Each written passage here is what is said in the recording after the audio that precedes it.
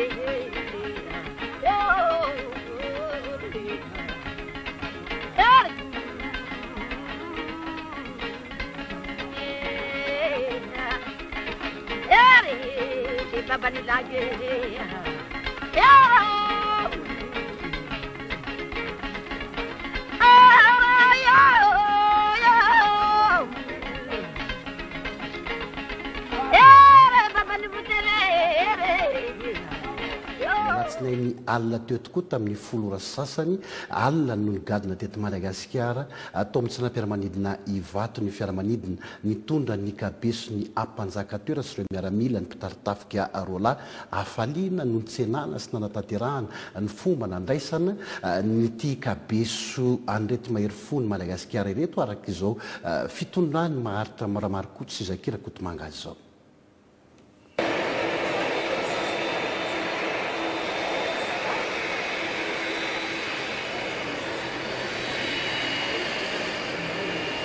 Tamin'ny afaliana tao anatin'ny firalahiana sy ny fanehoana ny firaisankina ary ny fifankatiavana no nitsenana sy nandraisana ny kabesony Mpanjaka Toera sy ireo mpitari-tafika roalahy teto amin'ny seranam-piaramanidina ivato. Mahery fon'ny firenena nanohitra ny fidiran'ireo mpanjanaka teto Madagasikara.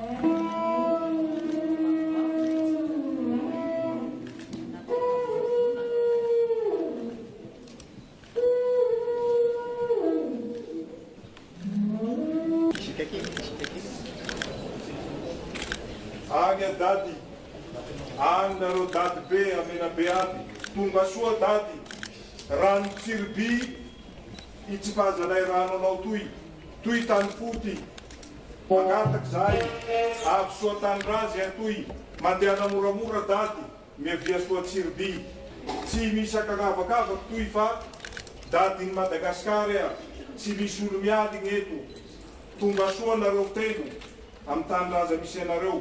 Faly zay vahoakin'ny Madagasikara, faly zay tsikapivore. Tongava abeloso tsirby anao kilalaky. Nanareo mbo mahay mitsinjaky kilalaky, tongava agny fa agny tsy raha misy raha hafa atao fa dia hitsinjaky avao tsika. Lafaka mamy rehetra dia miavia tsy akagnavaky io. Fotony raiky avao fa mety ngirantsany samby hafa. Faly zay be sorako be vatany sakalava nanaiky ny zavatra rehetra faly tokoa ry foko satria tanteraky ny afatsy ny maty. Faly zahay satria maneran-tany izao agnaran'ny belosotsiripina zao. Fitiavana manokana na saoly filoha-repoblikanay fa tiany belosotsiripina, tiany menabe. Ary efa vonona menabe handray an'io rangaha io. Tanteraka ilay fanirian'ny vahoaka sakalava sy ny Madagasikara rehetra amin'ny fampidiana ny kabesony Mpanjaka Toera. Zava-dehibe zany satria fampiraisam-pirenena tsy mora na tanterahana an'ilay izy fa dia mandrosoasy ny Madagasikara. Ny alin'ny fahasivy amby roapolo ifo ny 30 aogositra 7 sy valonjato no tapahan-doha ny Mpanjaka Toera sy ireo mpitari-tafika roalahy rehefa nisy ny fifandonana tao ambiky belotsirbiana nentina tany la Frantsa ary noterizina tany ireo kabeso 7 taona dia aoriana tafaferina eto Madagasikara. Raha 7 taona tao ambiky dia kikikany ranomaso raha latsaka no niainan'ny vahoakany menabe sy ny vahoaka tao ambiky sy tao belo fa ankehitriny kosa Madagasikara ray manontolo dia mitomanika hafaliana satria tafaverina tanindrazana lay Mpanjaka Toera Novambra 24 no nanambara tamin'ny fomba ofisialy andriamatoa filoham-pirenena An-Tanindrazana rehefa niaino ny toman'ny fianakaviana, niaino ny etaetan'ny vahoaka malagasy dia nambarany tamin'ny fomba ofisialy fa haverina ny kabesan'ny Mpanjaka Toera sy ireo Mpitari-tafika roalahy. Ny firenena tsy mitahiry ny tantarany tokoa mantsy dia toy ny firenena very fanahy. Koa adidinao, adiditsika ny manome lanja indray ny kolotsaina sy ny vakoka malagasy. Mbola maro ny ezaka ataotsika ary voaraiky ny resaka sy ny faniriny ireo taranaka malagasy sy vakovolo, taranaka mpanjaka malagasy sy vakovolo, satria tokoa mantsy dia mbola betsaka ny ezaka tokony ataotsika. Anisan'izany ny ataotsika ary ho apetraka ny famerenana ny kabesan'ny Mpanjaka Toera, izay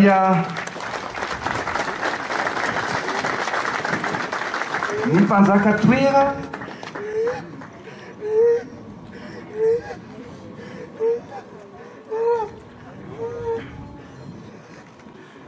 Mpanjaka Toera dia mpanjakan'ny sakalava ny Menabe, izay notapahan-doha tamin'ny taona 7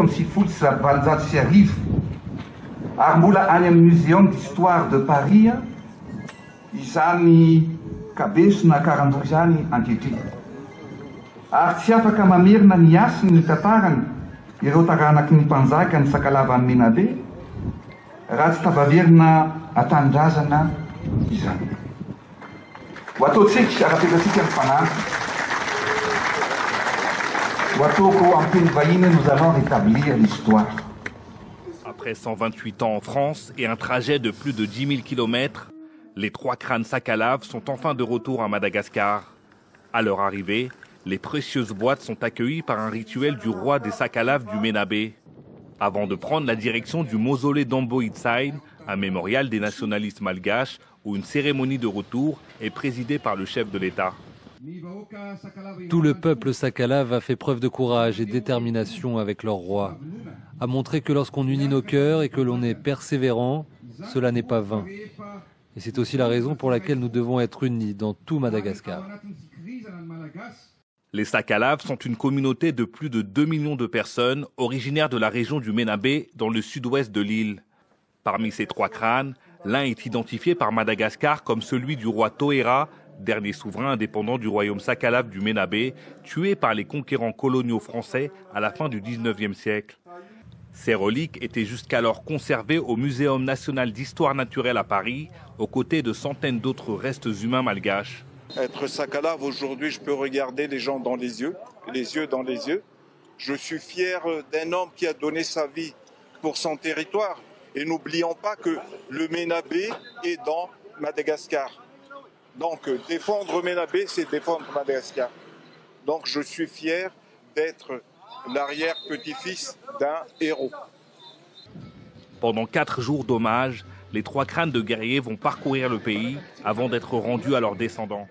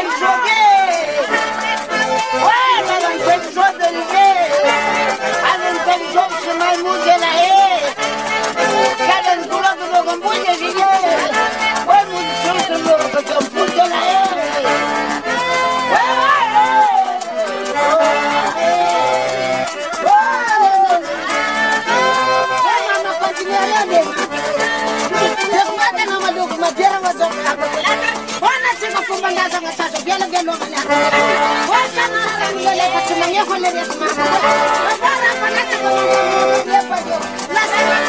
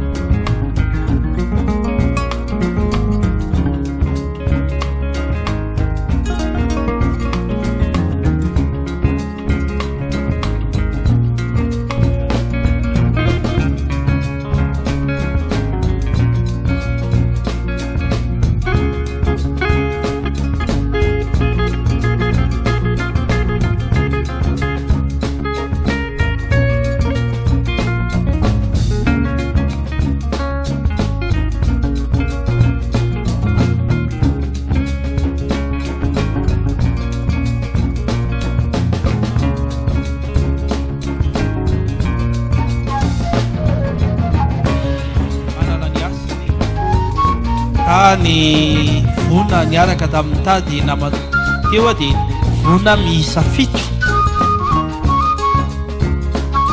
ilazana ny asan'ny toerana ny asan'ireo kabeso izay tonga mamangy izao toeran'izao ihany koa.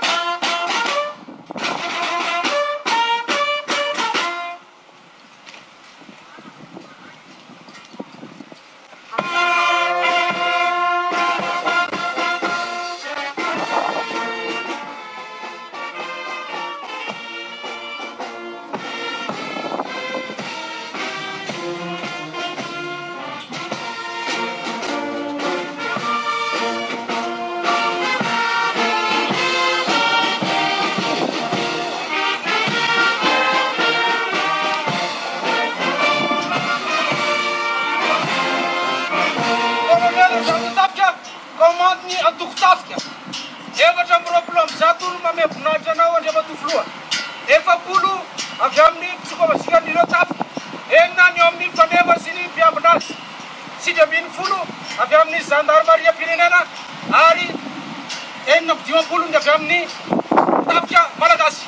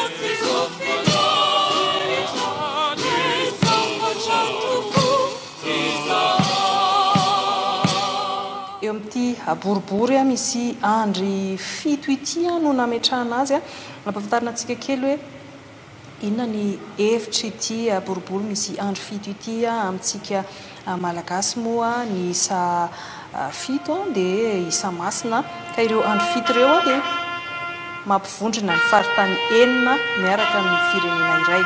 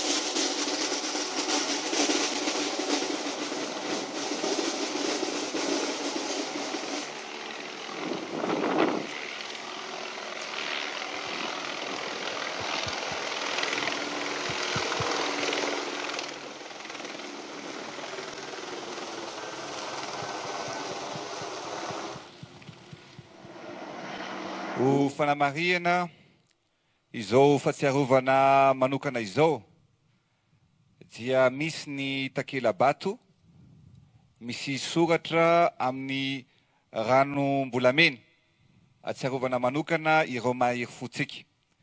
Zay mivaky sy misoratra toy izao: Republikan'ny Madagasikara, fitiavana, tanindrazana, fandrosoana. Ho fahatsiarovana sy ho fanomezam-boninahitra ny Mpanjaka Toera sy ireo Mpitari-tafika niara-dia taminy, mahery foan'ny Madagasikara, niaro ny Tanindrazana, niady ho an'ny fahafahan'ny firenena malagasy, dia misoratra ny milazany hoe fandraisana ny kabeso ny Mpanjaka Toera sy ireo Mpitari-tafika sakalava roalahy.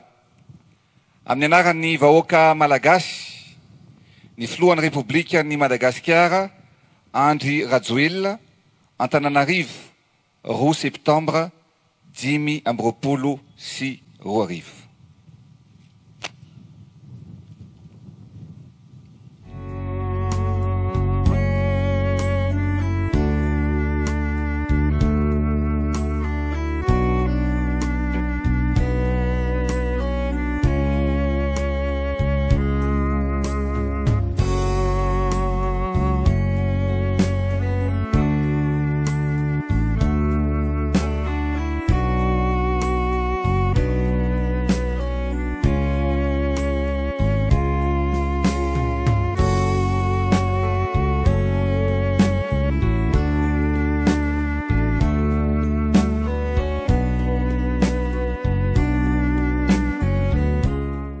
Andriamatoa Prime Ministre lehiben'ny gouvernemanta, Andriamatoa filohan'ny an-teny andolona, Andriamatoa filoha-lefitry ny an-teny Mpitari-tafika, ianareo mpikambana ao amin'ny gouvernemanta, ianareo parlementaire, loholona sy solombavambahoaka, Monsieur l'ambassadeur de France à Madagascar, Madame la directrice de l'UNESCO pour l'Afrique de l'Est, Ramatoa Bentanana An-Tanindrazana, Andriamatoa grand chancelier, Andriamatoa préfet An-Tanindrazana, ianareo fikambanan'ny Mpanjaka eto Madagasikara sy vovonan'ny olobe sakalava, ianareo taranaky ny Mpanjaka Toera tompoklahy sy tompokovavy. Ao anatin'ny fihetsem-po ary ho famelombelomana ny fitiavan-tanindrazana no iarahantsika eto amin'ny tsy fasan'ny mahery fo na ny mozole avaratra amboditsaina androany, anome voninahitra sy amerikasina ireo mahery fo an'ny Madagasikara, niady ho an'ny tanindrazana 20 taona lasa izay. Izay notarian'ny Mpanjaka Toera sy ny maramilany tany Ambiky, faritra Menabe. Eto amin'ity mozole ity isika no atsiarovantsika lalandava isa-taona isaky ny 27 martsa, fa tsy leviny ary tsy adiny mandrakizay ny raha latsaka sy ny ainana foy nireo razantsika iarovana ity nosy malalatsika ity. Tsarovantsika manokana amin'ity androany ity, ny Mpanjaka Toera sy ireo Mpitari-tafika roalahy niara-lavy taminy, fa eo ihany koa ireo miaramila sy vahoaka sakalava rehetra niara-dia nanohatra amin'ny fifehezan'ny mpanjanantany tamin'izany andro izany.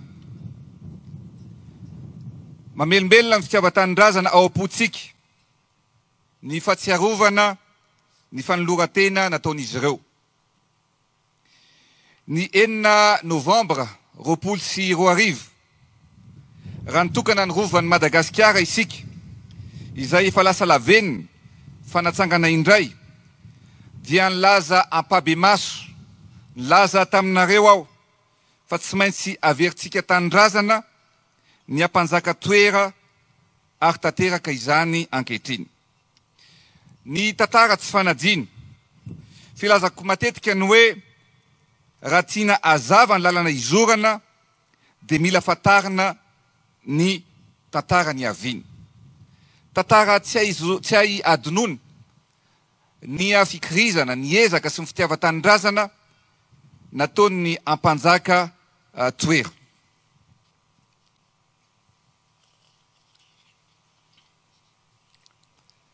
Tsy azo fafana ihany koa ny tantara ary isan'izany ary manandanja teo amin'ny tantaran'ny firenena ny zavatra nitranga tao ambiky tamin'ny taona 780 raha tsy haivina foy dia rehefa tonga ife ny tanitsika ireo mpanjanaka tany amin'ny faritra tany amin'ny taona taonjato 720 ary ny tany amin'ny faritra andrefana ny nosy tao ambiky dia nitsangana am-pasana ny Mpanjaka Toera sy ny miaramilany ary ny vahoakany.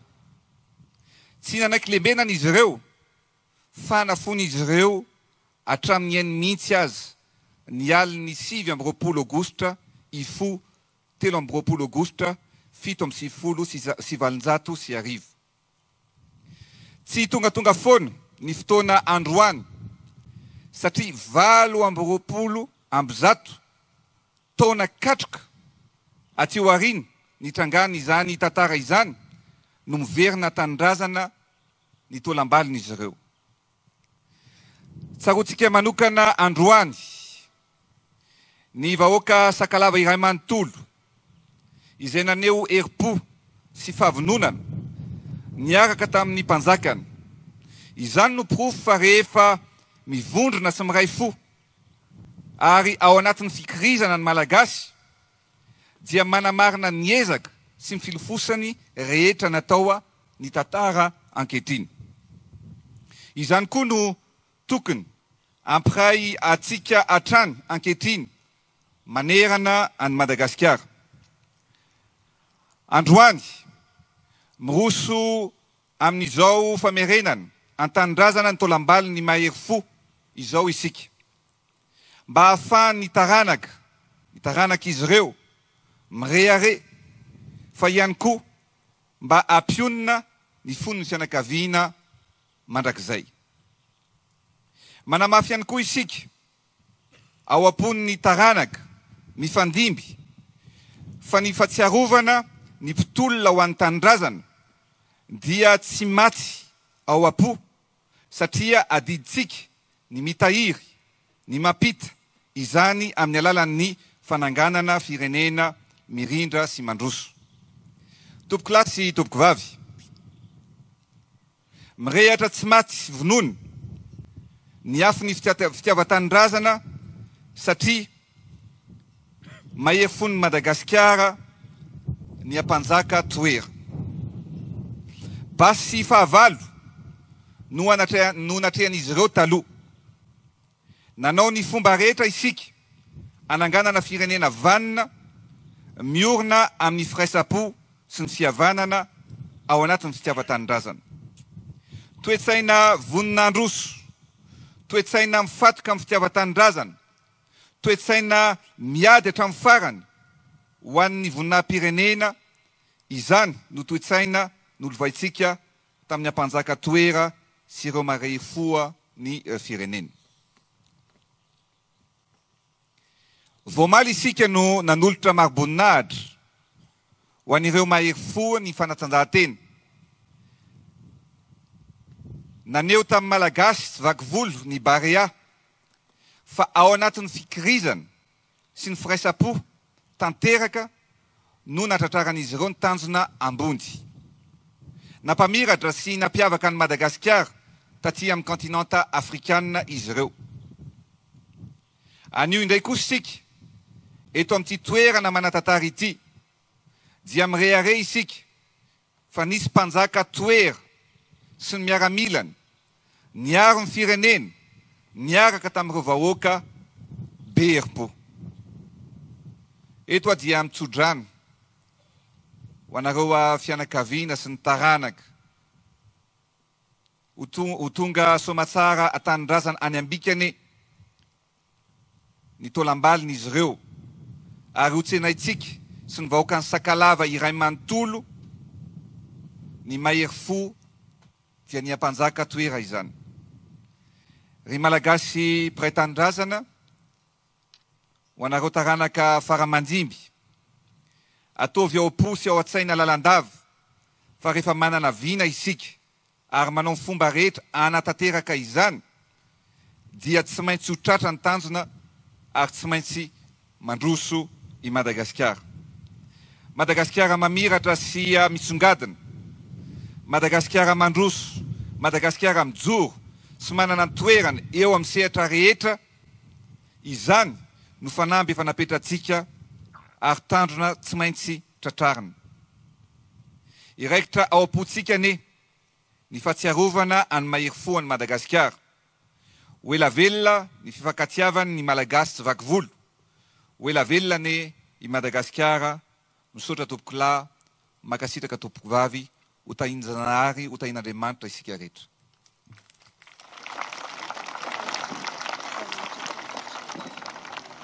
Misaotra an'Andriamantoa filohan'ny Repoblikan'ny Madagasikara tsika ny amin'izay lahateny mamelombelona ny fitiavan-tanindrazana amin'izao fandraisana ny kabeson'ireo mahery fo Nody eto amin'ny tanindrazana izay nandaniny ny herim-pony namoizany ny ainy.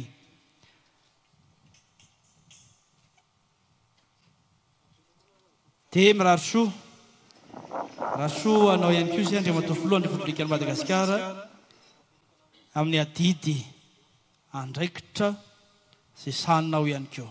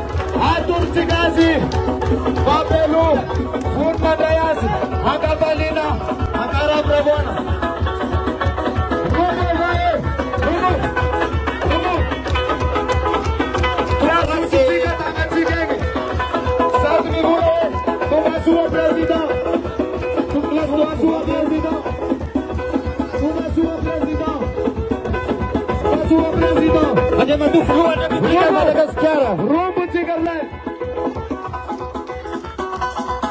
Tugas Tufluvavri, andiamo a Tuflua, Repubblica Madagasikara. Roalahy.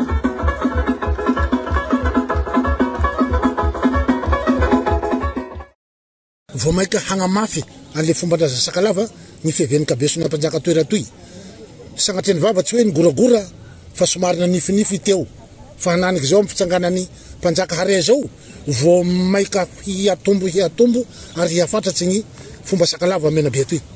Somimisimo zahay toy variaky faly ny fonay zahay sakalava zahay malagasy abiaby misaotra ny filoham-pirenena An-Tanindrazana zahay mena be toy fa ndrindra zahay belotsirby eto tsy hitanay koa ny hanaovanay hafalenay hagnambarany azy fa tena faly. Io zany jerinao vahoaky ny Menabe faly satria avy eto kabeson'ny dadilahy Toera.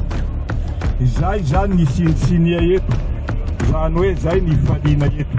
Tsy ny mpitolona zay hitantsika tany anatin'ny tantara voasoratra ihany fa misy ireo mpitolona tena tia Tanindrazana dia anisan'izany ny Mpanjaka Toera. Nameny ainy mihitsy mba hiarovana ny Tanindrazana filintsika. Ary zay nataoko laharam-pamena sy zava-dehibe tamin'ny tarana ny iray manontolo hoe monsieur le président mba avereny ny asiny razambe anay mba avereny ny asiny ny Mpanjaka Toera. Ary zavatra lehibe zany satria ankehitriny ny zavatra rehetrarehetra dia misy fitahinan'Janahary fitahinan'Andriamanitra satria tonga fotoana valo amby roapolo amby zato fotoana aty aoriana dia tafaverina Tanindrazana mitady labentsika ny Mpanjaka Toera ka isoratsika ny Janahary fa tsy fabina reo mandrazay zany.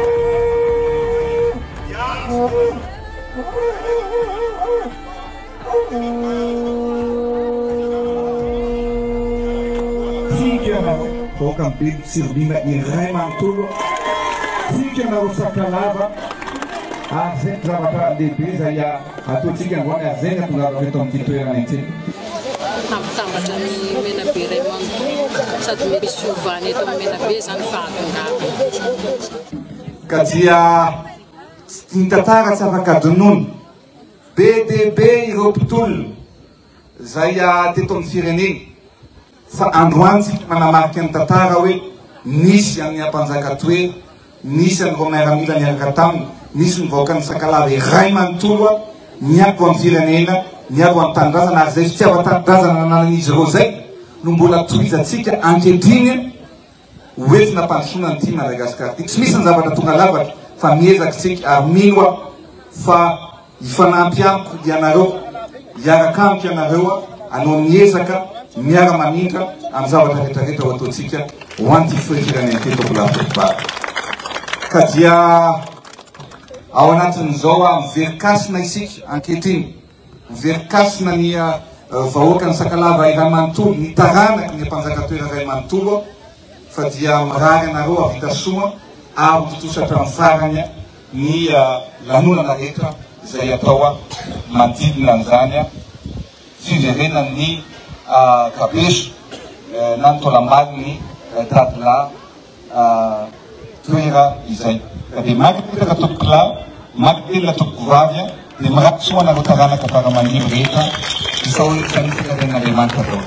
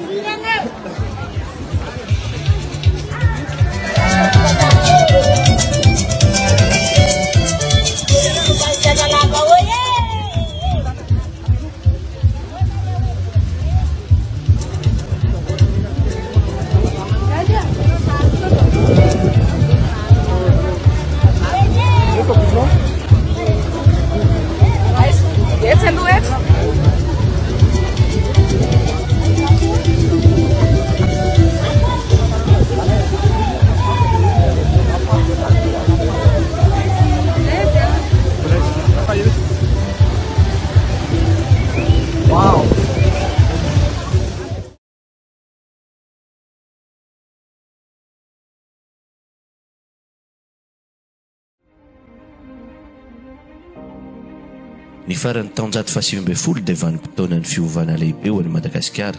Rehefa avy nanao fanafinana indromian-taona ireo tafika frantsay, ny voalohany ny taona 1,790 sy 2,790, ny faharoa ny taona 4,790 sy 5,790 dia tafiditra teto amin'ny nosy izy ireo. Etsy andaniny voafeny frantsay ny firenena, etsy ankilany ny amafy ny fanoherana ny mpanjanaka manerana ny nosy. Noho izay fanoherana ny amafy izay dia ny septambra 1790 nandefa ny jeneraly alin'ny ny fanjakana frantsay, nomena azy ny fahefana feno ara sivily sy ara-miaramila mba hamonoana sy hanapitena izany fanoherana izany. Tamin'ny febroary 1790 nosamborina ary noterena ho sestany ny mpanjakavavy Ranavalona fahatelo, toy izay koa ny Prime Ministra Railay Arvony. Novonoin'izy ireo ny mena lamba sy izay rehetra manana fifandraisana aminy. Raha androdana ny fanjakana teto amin'ny voatany, tany amin'ny faritra andrefana kosa dia mbola nisy fanoherana mahery vaika. Taony nisy mpanjaka tsy nety nanaiky ny fahefan'ny mpanjanaka, Toera no anarany. Mpanjaka matsilo, Mpitari-tafika nikuizana sy natahorana, nitondra ny ady niaraka tamin'ny tafikany i Toera. Lefina siantsy no niatrehana ny basy amatafondra ny tafika frantsay. Ny fanoherana ny taritin'ny Toera no isan'ireo afara ny nanakana ny fakana tanteraka ny Madagasikara. Arak'izany nanomana fanafiana mahatsiravina ny mpanjanaka.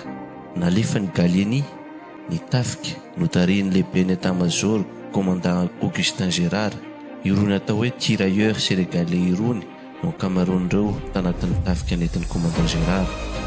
Ny alin'ny 7 aogositra i 7 aogositra 1790 no didin'ny tafika frantsay ny tanàna Nambiky ary nataony vonoolona feno ampidiana. Novonoina ny Mpanjaka Toera, ireo ministra, ny Mpitari-tafika niaraka taminy, ny havany, ny vahoakany, araky ny tatitry ny tafika frantsay dia anjatany no maty. Fa nahatratra 5,000 kosa hoy ny solom-bavamboaka frantsay tamin'izany Paul Vignier d'Octon. Ny vehivavy sy ny ankizy sisa velona no gadraina ihany koa hoy ny fanambarana ofisialy, saingy Paul Vignier d'Octon ihany no manitsy anaty fitantarana fa tsy nisy na iray aza velona ny olona tao an-tanàna. Taorian'ny misasakalin'ny 30 aogositra 1790 no laviny Mpanjaka Toera. Tsy nivadika tamin'ny fianianany hoe tsy hiondrika velively. Na dia teo aza ny famonoana ny mpitarika, mbola nitoy hatramin'ny 790 ny fikomiana tany Menabe. Taorian'ny fahafatesany no zimbazimbaina ny vatany, nalaina ny karandohany ary nentina tany Frantsa. Nandritran'ny 100 taona mahery nipetraka ho tahirin'ny tranom-bakoka izy io. Natao fitaovana fianarana fotsiny. 20 taona teo aorianany namonoana azy, iverina eto Madagasikara indray ny kabesany sy ireo mpitari-tafika roalahy niaraka taminy. Tsy fiverenana tao lampaty fotsiny izany, fa famerenana ny voninahitra sy ny asina izay voaroba. Efa taona maro, 70 taona ny maro no nanaovan'ny tanàna ny fitakiana fampidiana io karandoha io. Ny taona 20 dia nataon'ny filoha Andry Rajoelina ho fampanantenana na promesse présidentielle ny tsy maintsy ampidiana azy. Koa adidinao adiditsika ny manome lanja indray ny kolotsaina sy ny vakoka malagasy. Mbola maro ny ezaka ataotsika ary voaraiky ny resaka sy ny faniriny ireo taranaka malagasy sy vakovolo, taranaka mpanjaka malagasy sy vakovolo, satria tokoa mantsy dia mbola betsaka ny ezaka tokony ataotsika. Anisan'izany ny ho ataotsika ary ho apetraka ny famerenana ny kabesan'ny Mpanjaka Toera, izay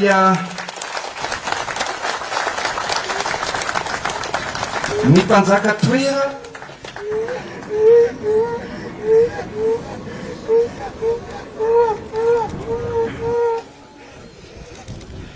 ny Mpanjaka Toera dia mpanjakan'ny Sakalavan'ny Menabe, izay notapahan-doha tamin'ny taona 1790 ary mbola any amin'ny Muséum d'Histoire de Paris izany kabesona karandoha izany ankehitriny ary tsy afaka mamerina ny asiny ny tantarany ireo taranaky ny mpanjaka ny sakalava ny Menabe raha tsy tavaverina An-Tanindrazana izany. Ho ataontsika arapetratsika ny fanahy, ho ataoko en teny vahiny, nous allons rétablir l'histoire.